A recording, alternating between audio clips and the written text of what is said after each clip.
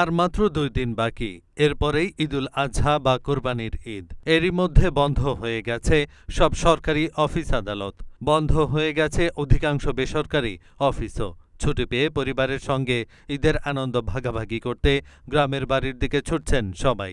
সাধারণত ঈদ এলেই ঢাকা রেলওয়ে স্টেশনে উপচে পড়া ভিড় থাকে, সেই কারণে নিজ গন্তব্যের ট্রেনে উঠতে খুব বেগ পোহাতে হয়। রীতিমতো যুদ্ধ করে ট্রেনে উঠতে পারলেও অতিরিক্ত ভিড়ে নিজের সিট পর্যন্ত পৌঁছাতে পারেন না অনেকে।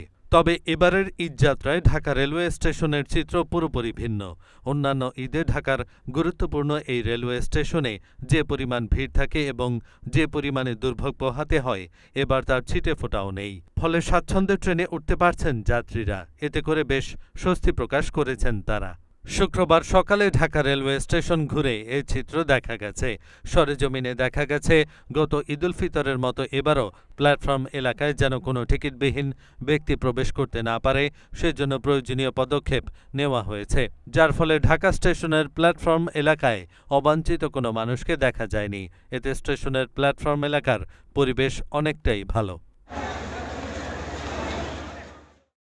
এহসানুল হক, ঢাকা পোস্ট।